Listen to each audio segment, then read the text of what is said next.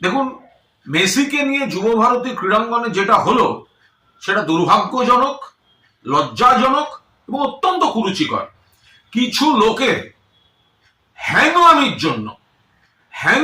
জন্য এরকম একটা লজ্জাজনক পরিস্থিতি কলকাতার উপর হলো।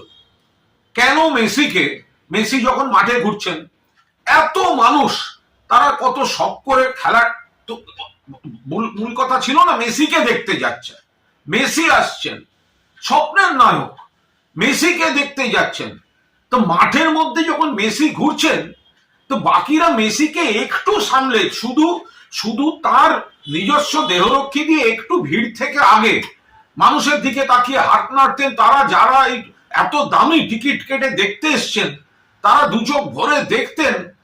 তো সেটা করা গেল না। এত কিসের হ্যাংলামি?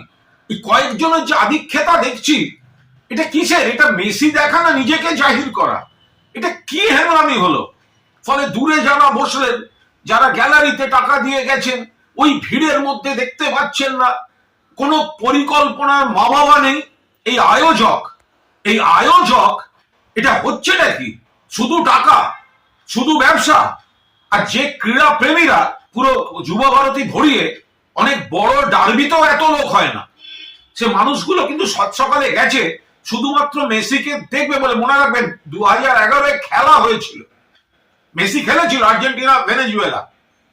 আমি আর আমার এক সহকর্মী তখন চ্যানেলের প্রসেনজিৎ বক্সি, আমরা কর্নার ফ্ল্যাগের পাশে বসে খেলা দেখছিলাম অ্যাস্ট্রোটার্ফের উপর। আমাদের মানে 12 ফুটের মধ্যে মেসি দাঁড়িয়ে কর্নার নিলেন। গোটা যুব ভারতের সিস্টেমে চলেছিল। এটা কি? যারা মাঠের মধ্যে, একটা মানুষ গ্যালারিতে বসে সে কি দেখবে ওই ভিড়ের মধ্যে? কোনো পরিকল্পনা থাকবে না। মাননীয় মুখ্যমন্ত্রী পৌঁছবার আগেই মেসিকে বেরিয়ে যেতে হচ্ছে। জল ছুঁড়েছেন কিছু দর্শক, জল ছোড়াটা হয়তো অন্যায়, উচিত নয়, আলাদা। বাট তাদের ক্ষোভটা কি করে অস্বীকার করবো?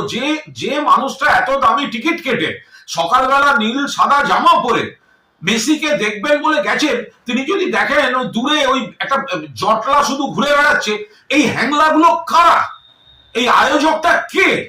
এরা শুধু ওই টাকা তুলে দামি করে নিজেদের টাকাটাকে সুরক্ষিত রেখে অন্য জায়গা থেকে স্টাফদের এনে ঘুরিয়ে দেয়া, ইয়ার্কি মারার জায়গা পায়নি।